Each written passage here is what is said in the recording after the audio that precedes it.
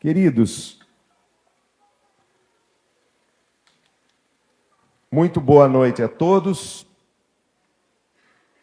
Eu gostaria que, se você puder ligar ou abrir a sua Bíblia no Evangelho de João, capítulo 1. Muito bem. Nós estamos, hoje, nós vamos dar continuidade à exposição do Evangelho de João. E eu, para a gente só fazer uma breve recordação, eu quero ler, hoje eu vou expor do versículo 6 ao 14, mas eu gostaria de ler com vocês a partir do versículo 1 do Evangelho de João, para nós pegarmos a sequência, tá bom? Então, todo mundo preparado? Vamos lá. No princípio era o Verbo, e o Verbo estava com Deus, e o Verbo era Deus. Ele estava no princípio com Deus. Todas as coisas foram feitas por intermédio dele, e sem ele, nada do que foi feito se fez. A vida estava nele, e a vida era a luz dos homens. A luz resplandece nas trevas, e as trevas não prevalecem contra ela, não prevaleceram. Houve um homem enviado por Deus, cujo nome era João. Esse veio como testemunha, para que testificasse a respeito da luz, a fim de todos virem a crer por intermédio dele. Ele não era a luz, mas veio para que testificasse da luz, a saber, a verdadeira luz, que vinda ao mundo, ilumina todo homem. Estava no mundo, o mundo foi feito por intermédio dele, mas o mundo não o conheceu. Veio para o que era seu, e os seus não o receberam. Mas a todos quantos o receberam, deu-lhes o poder de serem feitos filhos de Deus, a saber, aos que creem no seu nome, os quais não nasceram do sangue, nem da vontade da carne, nem da vontade do homem, mas de Deus. E o Verbo se fez carne, e habitou entre nós, cheio de graça e de verdade, e vimos a sua glória, glória como do unigênito do Pai. Vamos orar novamente. Senhor, nós te pedimos, Pai, que nesse momento o Teu Espírito Santo nos ajude a compreender, a trazer das nossas mentes para os nossos corações a Tua verdade. Que o Senhor revele aos nossos corações a Tua palavra. Não queremos, Pai, continuar como estamos, mas que o Teu Espírito nos capacite a entender nessa noite e que possamos ser transformados pela Tua palavra, pela Tua voz, de tal maneira que possamos glorificar muito mais a Ti nessa vida. Em nome de Jesus, amém. Queridos, a nossa jornada pelo Evangelho de João, ela traz consigo o propósito dessa carta. E o principal propósito do apóstolo João, ao escrever esse Evangelho contando a vida de Jesus e a experiência que ele teve com Jesus, na verdade, é revelar quem Jesus é. O intuito desse livro, dessa carta, é revelar para nós quem é Jesus. Quem é esse Deus? E também revelando Jesus, revelar também quem é o homem. Quem é Deus e quem é o homem? E na medida em que nós conhecemos mais a Deus, nós conhecemos mais o que é o homem. Existe uma coisa muito interessante. Se uma pessoa quiser se conhecer, o melhor caminho para se conhecer não é você se voltar para si mesmo, mas é você se voltar para quem te criou. Quando você conhecer mais a Deus, a sua vida tomará um sentido. Amém? Por isso que a vida eterna, Jesus diz em João 17, é conhecer a Deus e o seu Filho. Conhecer a Deus é a aventura mais fantástica que nós podemos ter aqui nessa vida. E conhecer a Jesus é conhecer o objetivo do Evangelho e a nossa redenção, a nossa salvação, a expressão do amor do Pai. E nos primeiros capítulos, nos primeiros versículos que a gente estudou no outro culto, acho que foi umas 2, 3 semanas atrás, nós falamos João então ele expõe quem Deus é. E ele fala que Jesus é o verbo de Deus, que se fez carne, que Jesus é a luz que veio ao mundo, e essa luz brilhou, e as trevas não prevaleceram contra ele. Mas agora, a partir do verso 6, que nós vamos estar hoje meditando, João começa a falar de um homem. E aí no verso 6 ele diz assim: houve um homem. Repare, agora ele não está falando mais de Deus. Ele não está falando do verbo de Deus, de Jesus. Ele está falando de João Batista. Esse João, que ele fala, houve um homem chamado João. Então, repare, é João Batista, não é o apóstolo João, ok? Houve um homem enviado por Deus, cujo nome era João. Verso 7. Este veio como testemunha, diga comigo, testemunha, para que testificasse a respeito da luz. Quem é a luz? Jesus. A fim de todos virem a crer por intermédio do testemunho de João Batista.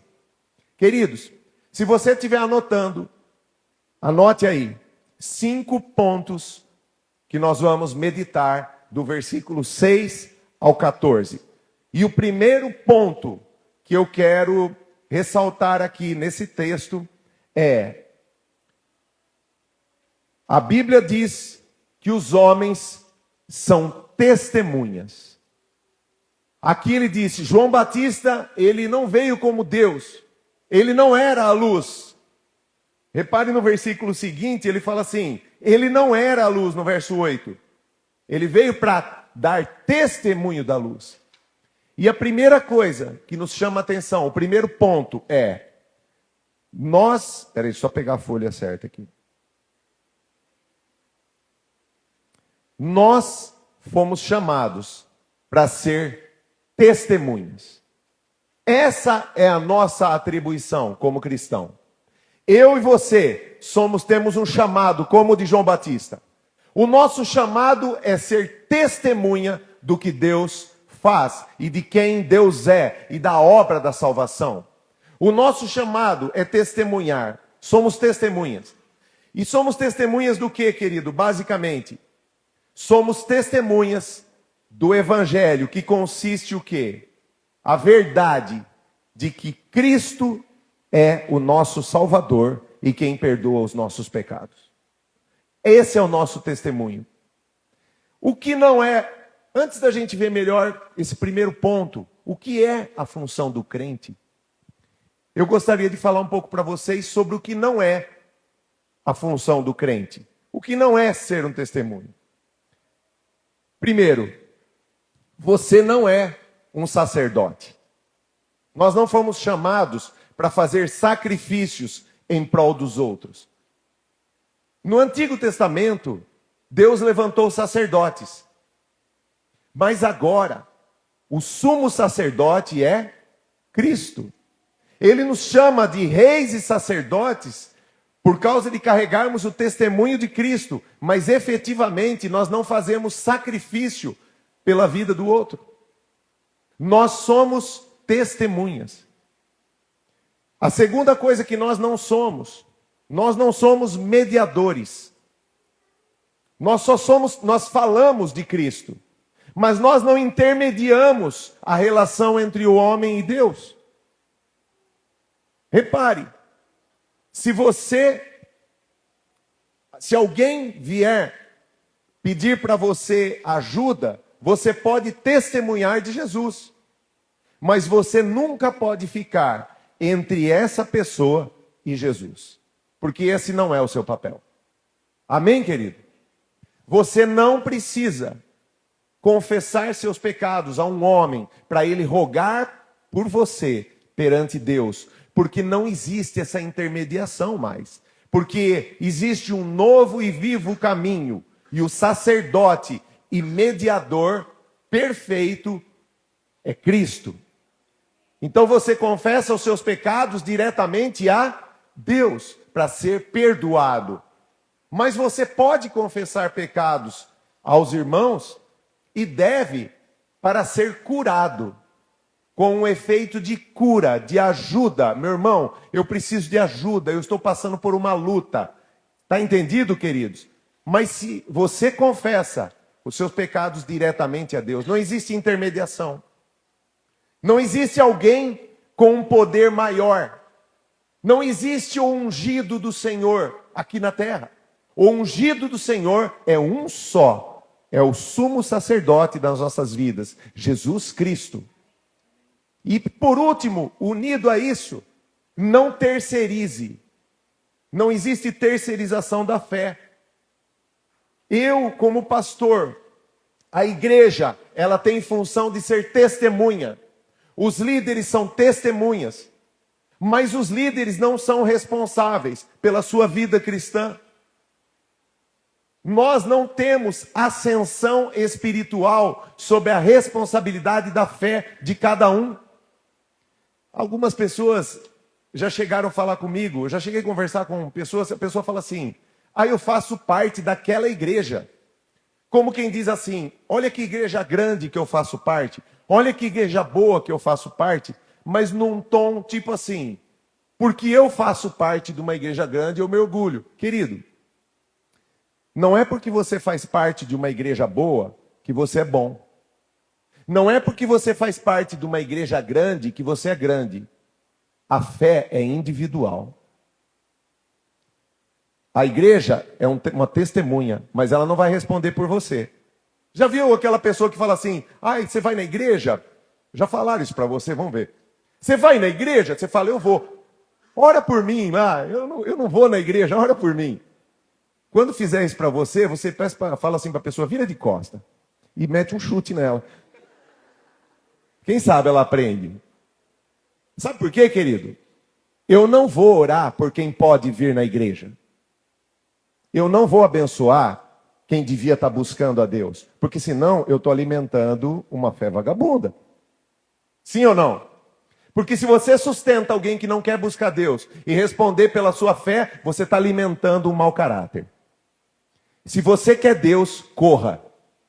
Vá se ajoelhar. Vá fazer o seu sacrifício. E é engraçado que teve uns caras na Bíblia que eles queriam a unção. Eu esqueci, agora que eu me lembrei desse texto. Eles queriam o poder de Jesus e de Paulo. Eles queriam o poder de Paulo. Aí eles pegaram e queriam poder para expulsar demônios. E eles encontraram um endemoniado. E eles pegaram e foram expulsar o demônio. E vocês lembram o que eles falaram? Eu expulso você em nome do Deus de Paulo. E o que aconteceu com eles? Pau. Apanharam. Aí os demônios falaram assim: eu conheço Paulo, eu conheço Apolo, mas você eu não conheço, você vai apanhar. E apanharam. Querido, esse é o reino de Deus. Não terceirize a sua fé. Não é porque você vem na igreja que você não tem que ler Bíblia. Não é porque você não vem na igreja e você orou aqui e alguém orou, que você já está livre. Você vai responder pela sua vida. Porque nós não passamos de testemunhas. É óbvio, nós podemos e devemos orar uns pelos outros, nos fortalecer, compartilhar as nossas lutas, mas digamos assim, de uma maneira, num resultado final, cada um vai dar contas de si mesmo, como diz a palavra. Queridos, abra comigo Atos capítulo 2, verso 40. Vamos ver como que era a missão de Paulo. A Bíblia diz o seguinte: com muitas outras palavras, o que Paulo fazia, querido? Deu testemunho e exortava-os dizendo: salvai-vos dessa geração perversa. Então, o exemplo de Paulo sempre foi um exemplo de testemunho. Ele testemunhava de Cristo. Olha Pedro agora. Atos ainda, 20 e 21. Testificando tanto a judeus como a gregos, o arrependimento para com Deus e a fé em nosso Senhor Jesus Cristo. Esse era o testemunho de Pedro. Querido, se alguém perguntar para você como uma pessoa é salva, e se eu perguntar para você, você tem certeza da sua salvação? Qual seria a sua resposta?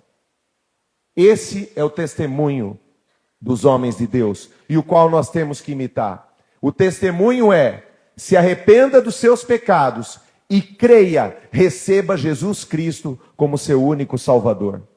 Esse é o Evangelho. Esse é o Evangelho. Crer em Jesus Cristo, e nós vamos ver melhor isso.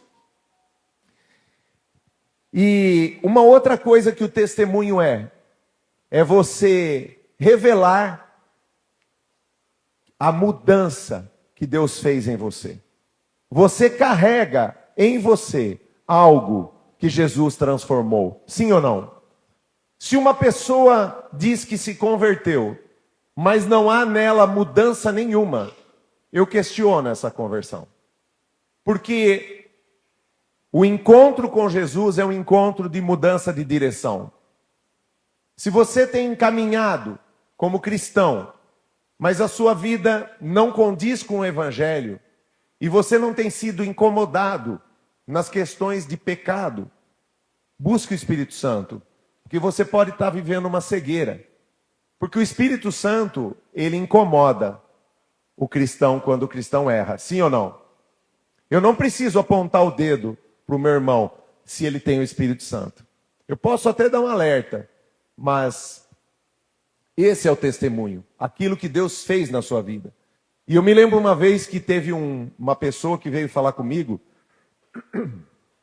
e ele começou a desacreditar da palavra de Deus, e falar, e tentar me convencer, ele estava se tornando ateu.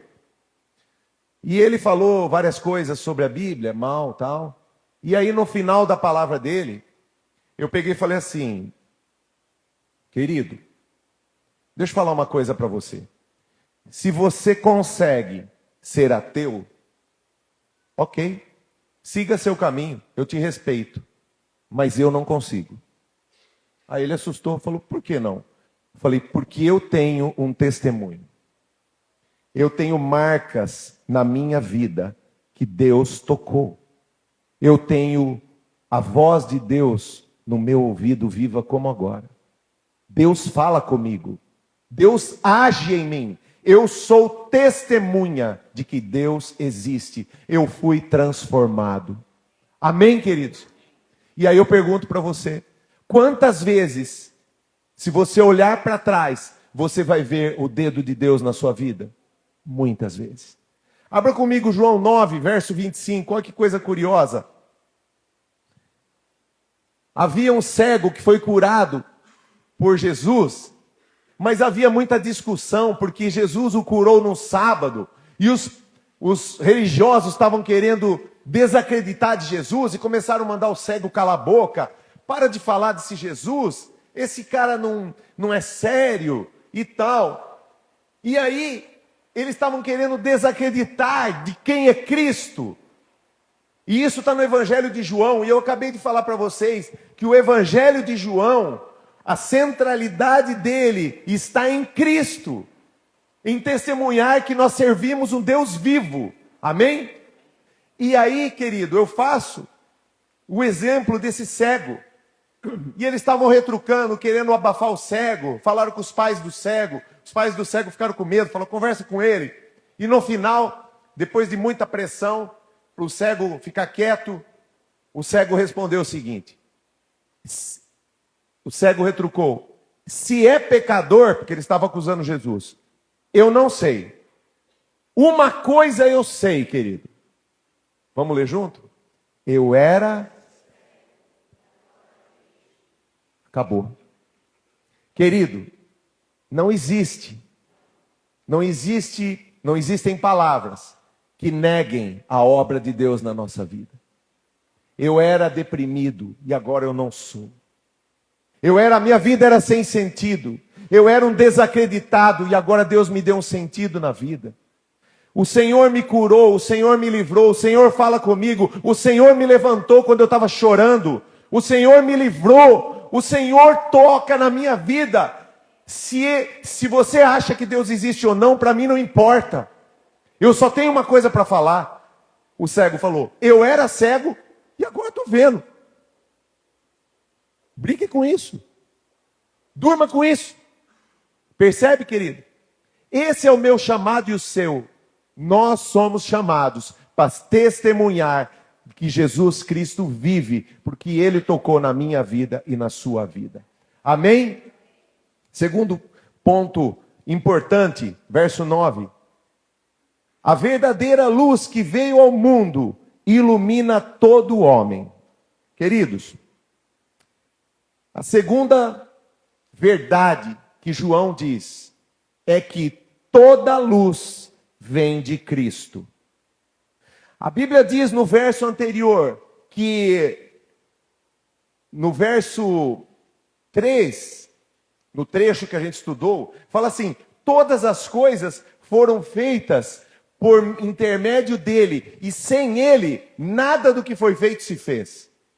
E agora, João pega e fala assim: essa é a verdadeira luz que ilumina todo homem. Cristo é a nossa luz. Cristo é a luz do mundo. Ele, querido, é a fonte da nossa vida. Cristo é o criador da vida. Você não existe sem Cristo. Tudo que existe, toda vida, toda alegria, toda beleza, tudo que você vê que é belo, foi Jesus que fez. Toda saúde, a sua respiração nesse momento é Cristo. Ele é o centro do universo. A Trindade, o Deus Pai, o Deus Filho, eles e o Deus Espírito, eles criaram tudo que existe. Todo crescimento, todo amor. Querido, toda direção vem de Cristo.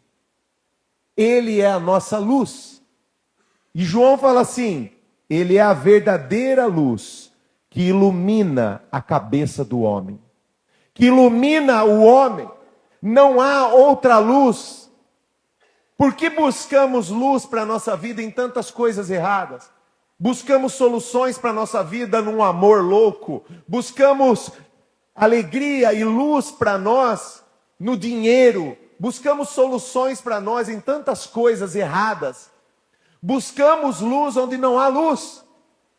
Como aquelas mulheres que chegaram no sepulcro e encontraram com o anjo e começaram a olhar, e o anjo veio para elas e falou assim: por que vocês estão buscando entre os mortos, em coisas mortas, aquele que... Isso serve para nós. Essa mesma frase do anjo. Por que nós buscamos solução, satisfação, luz, entendimento para a nossa vida em coisas mortas? Porque só Ele é luz. Então, querido, o segundo ponto é fundamental. Você quer luz para a sua vida? Quem quer? Levanta a mão. A verdadeira luz é Cristo. Você vai perder tempo buscando luz em outro lugar. Você vai perder tempo achando que a solução para a sua vida é encontrar um emprego melhor, é encontrar uma pessoa melhor. A solução para o seu casamento não é trocar seu casamento. A solução para o seu casamento é a luz de Cristo soprando, iluminando a sua relação, mostrando os seus pecados, trazendo verdadeiro arrependimento e mudança de atitude. Mas nós fugimos da luz muitas vezes. Rejeitamos a luz. Então esse segundo ponto é muito interessante. Não tem como fugir. Fuja de Deus. Fuja como Lucas pregou sobre Jonas. Fuja o quanto você puder. E a sua fuga será frustrada. Porque no final você encontrará Deus. Onde quer que você vá. Você vai procurar no lugar mais longínquo. Você vai procurar na bebida mais forte. Você vai procurar na droga mais pesada. Você vai procurar na sua aventura sexual mais louca. E no final, lá no final, você vai encontrar os olhos de Deus falando com você. Tomou? Não encontrou, né? Mas eu estou aqui. Eu sou a verdadeira luz que ilumina todo homem. Amém? Queridos, o terceiro ponto tem a ver com esse. O terceiro ponto existe grande maldade e impiedade no coração do homem sem Deus. Olha só, verso 10 e 11. Ele estava no mundo. Cadê? Perdi aqui. E o mundo foi feito por intermédio dele. Mas o mundo não o quê? Não conheceu, não recebeu. Veio para o que era seu. E os seus fizeram o quê? Não o receberam. Queridos, imagina. A Bíblia diz que sem ele nada do que foi feito se fez. Ele é o nosso Criador. Ele é o Criador do universo. Gênesis 1 é ele. Ele cria os céus, a terra. Ele cria o homem. Ele coloca tudo aqui. E depois, num plano redentivo, ele pega e fala: agora eu vou lá. E eu vou encontrar com aquilo que é meu. Tudo é dele. E a Bíblia diz que ele veio para o que era o quê? Dele. Veio para o que era seu. E chegando no lugar dele, criado por ele, sustentado por ele, libertado por ele, para um povo que ele separou, que eram os judeus. Tirou do Egito, sustentou milagrosamente. Veio para o lugar que ele havia sido profetizado pelos profetas. E quando ele chega diante dos seus, os seus fizeram o quê? Rejeitaram ele. A impiedade faz parte do coração do homem. Nós temos que nos arrepender. Ele é a luz que traz arrependimento, quebrantamento nos nossos corações. Ele veio para o que era seu. Ele tem direito, mas os seus negaram ele. Negaram o mundo feito por ele, que não o recebeu. Os seus, criado por ele, não o receberam. Pelo contrário, rejeitaram Jesus, rejeitaram o dono, rejeitaram o rei, desprezaram e por fim fizeram o quê? Mataram. Mataram o Rei dos Reis. Queridos, mas tem, graças a Deus, o versículo seguinte. Verso 12. Mas a todos quantos o receberam, deu-lhes o poder de serem feitos, diga, filhos de Deus. A saber, quem são? Os que creem no nome de Jesus. Queridos, existe uma coisa que se chama, o quarto ponto, para quem estiver anotando. O terceiro foi, então, existe grande maldade no coração do homem. Mas agora o quarto ponto se chama o grande privilégio. O maior prêmio que se pode receber nessa vida. Sabe qual é o maior prêmio que se pode receber nessa vida?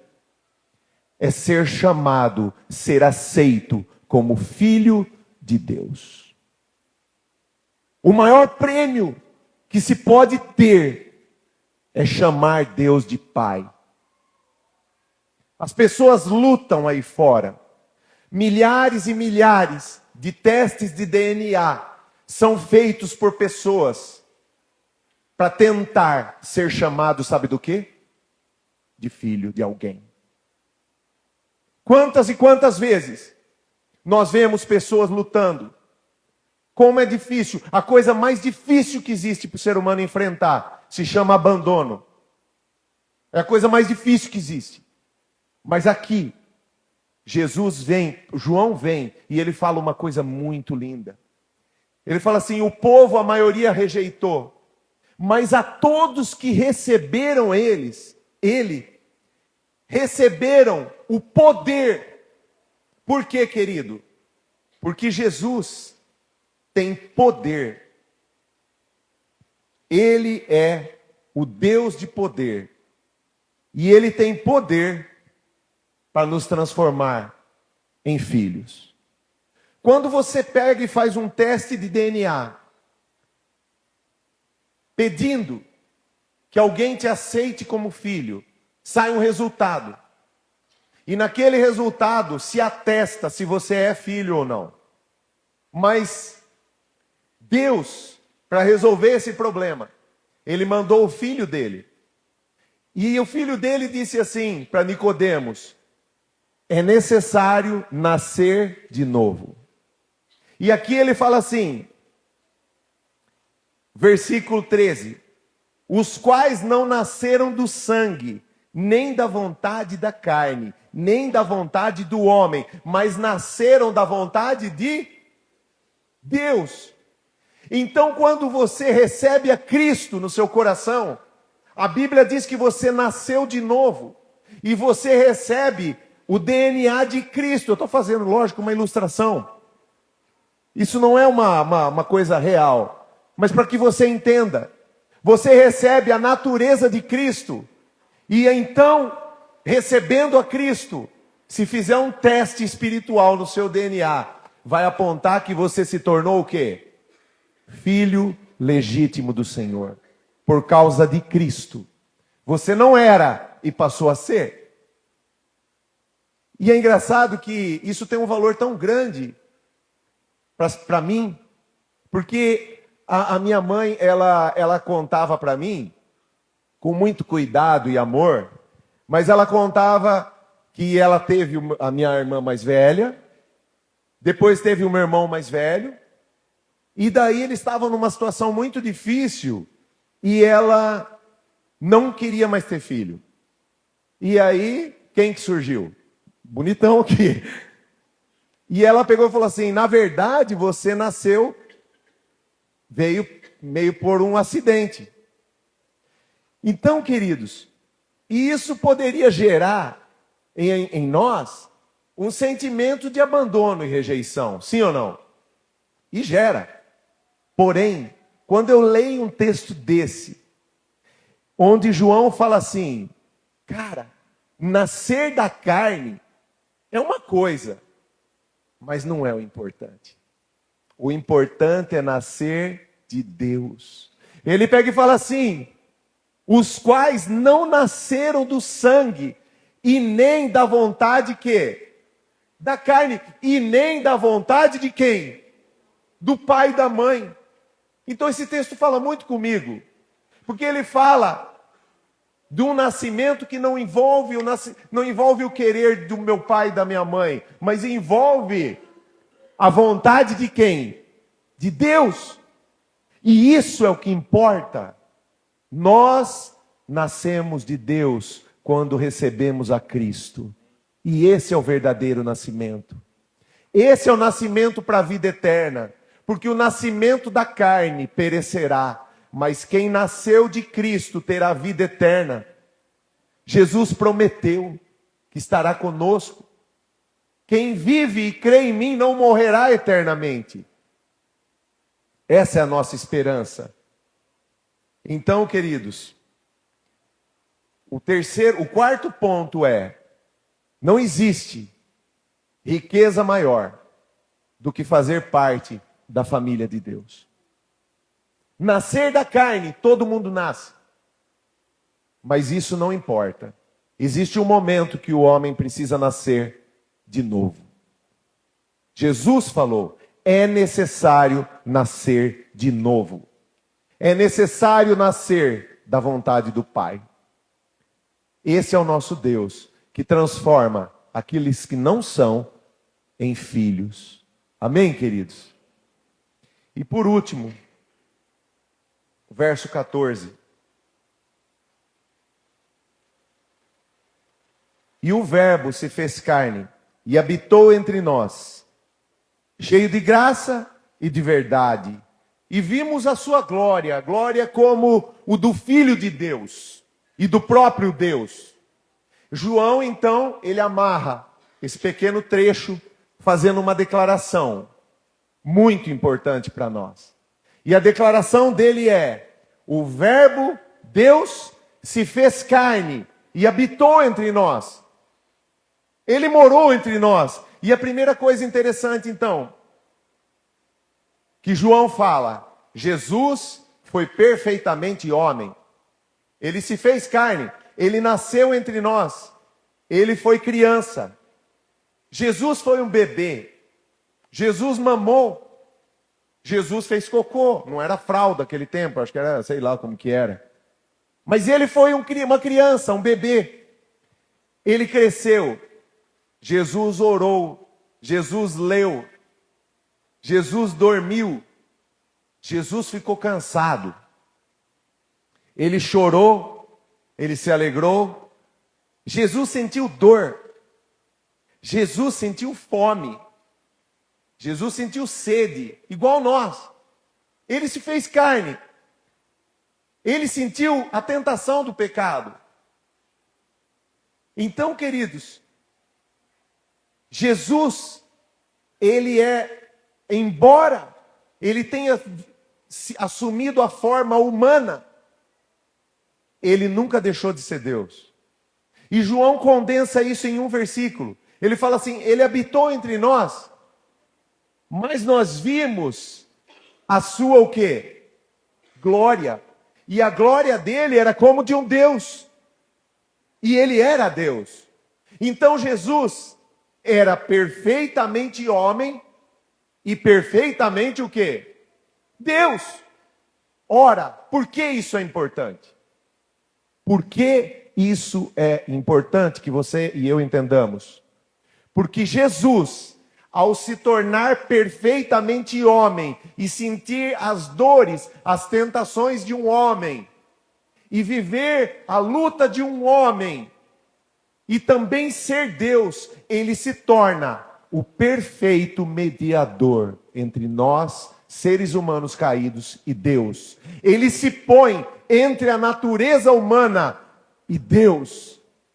Ele se torna capaz de entender as nossas fraquezas e ao mesmo tempo capaz, diante do trono do Pai, de interceder por nós. Ele é o Redentor perfeito, ele é o mediador perfeito, ele é o único capaz de te salvar e me salvar. Ele é o único, porque ele viveu, ele sofreu, ele morreu e ele venceu. E agora ele está à direita de Deus Pai, com todo o direito, porque ele se identificou comigo e com você na sua passagem por esse mundo. Por isso que João diz: o Verbo se fez carne e habitou entre nós. E eu vi, e eu debrucei no peito dele, e eu chorei com ele, e eu vi ele cansado, eu vi ele bebendo água, e ele era Deus. Esse é o Redentor, esse é o Deus capaz, esse é o único autorizado a nos salvar. Amém? E ele, querido, e ele veio a esse mundo para nos salvar.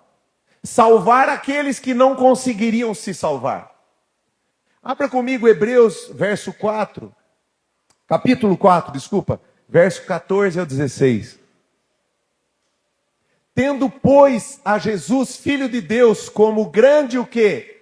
Sumo sacerdote e intercessor, aquele que fica entre nós e o Pai. Esse é o sumo sacerdote, que penetrou os céus, olha só, veio na terra, viveu, morreu, se sacrificou, sentiu as nossas dores e foi para os céus, e agora está sentado à direita de Deus Pai. Conservemos firme a nossa confissão. Olha esse próximo versículo. Porque não temos sumo sacerdote que não possa fazer o quê, querido? Compadecer-se das nossas fraquezas. Antes foi ele tentado em todas as coisas, semelhantemente a nós, mas sem pecado. Isso é o que Hebreus diz, exatamente o que eu falei. Porque ele foi tentado como nós, então ele é um sumo sacerdote que nos compreende. Ele compreende a sua luta e a minha luta. Ele compreende a sua dor. Ele chorou. Quando Lázaro morreu, ele chorou. Ele sabe o que é perder uma pessoa. 15. É só isso. É o 16 agora, por favor. Acheguemo-nos, pois, portanto, confiadamente, junto ao trono da graça, a fim de recebermos misericórdia e acharmos graça para socorro em ocasião oportuna. Sabe o que é Jesus? Quem é Jesus? Sabe o que é o Evangelho? É Deus vindo na forma do seu Filho, encarnando, sofrendo as nossas dores e abrindo um caminho para perdoar os nossos pecados. Abrindo um trono da graça para que o homem seja socorrido. Um homem de coração duro, como nós. Homens pecadores, que têm agora à sua disposição em quem crer. A todos quantos os receberam, deu-lhes o poder de serem feitos filhos de Deus. Jesus se responsabilizou. E eu amo a forma como Deus cria e executa o plano da salvação. Porque Ele se responsabiliza pela nossa salvação. E olha que interessante, em João capítulo 17, no verso 6 e no verso 12, vamos ler o 6 primeiro. Olha a forma como Jesus cuida de nós. Como Ele se responsabiliza. Ele vem a esse mundo e morre no meu lugar e no seu lugar. E depois nos preserva. E Ele diz assim: manifestei o teu nome aos homens que me deste do mundo. Eram teus, mas o Senhor me confiou. Tu me confiaste e eles têm guardado a tua palavra. Agora eles reconhecem que todas as coisas que me tens dado provêm de ti. Não, agora põe o verso 12.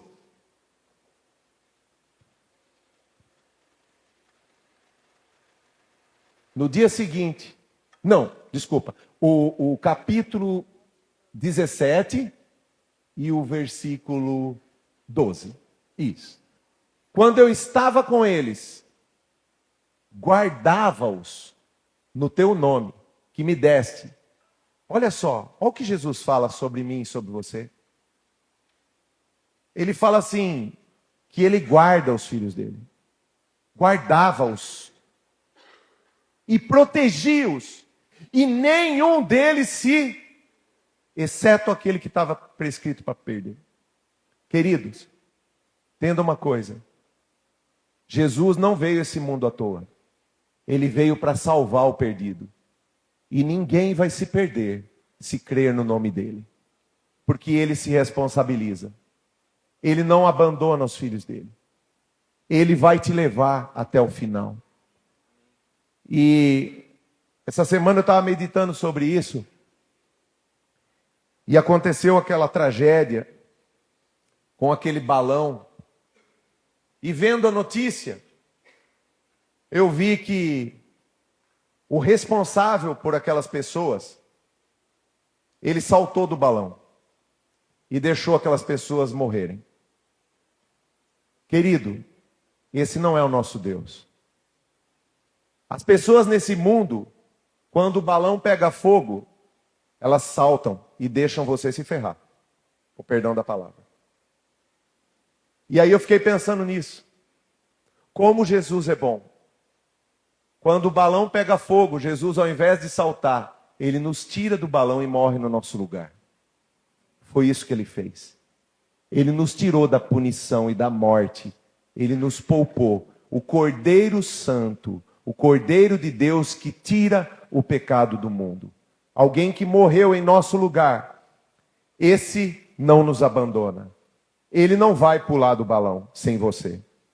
Você não ficará deixado, porque você que creu em Cristo, você se tornou filho de Deus. E os filhos dele, nenhum dos que me deste, se perderam. Deus é fiel. Amém? Eu gostaria de fazer uma oração com vocês. 2 orações. Talvez você nunca tenha orado recebendo a Jesus como seu Salvador. Ele veio para o que era seu e os seus não o receberam. Mas a todos que o receberam, deu-lhes o poder de serem feitos filhos. E eu gostaria de orar. E eu vou fazer uma oração. E se você nunca recebeu a Cristo, hoje é o dia de você se tornar filho de Deus, de você recebê-lo como seu Salvador. E você que já orou, mas por alguma razão tem vivido uma vida alheia ao sacrifício que Deus fez, entenda, Jesus quer você perto. Ele não morreu para você viver uma vida longe dele. Ele morreu para que você tenha temor, se santifique e se prepare para encontrar com ele. Se você puder ficar em pé no seu lugar.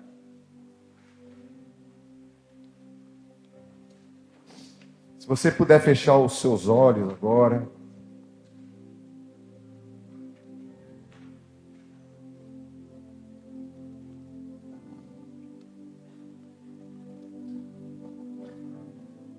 Eu vou fazer uma oração e eu peço que todos que creem nessa oração, independente de você já ter feito, que você repita isso.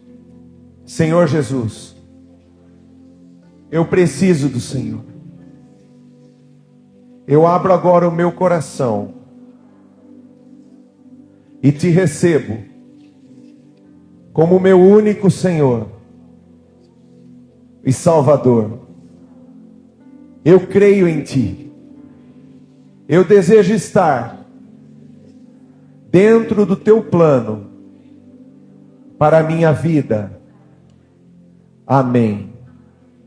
Querido, se você fez essa oração, creia, você recebeu a Jesus e agora você é filho de Deus.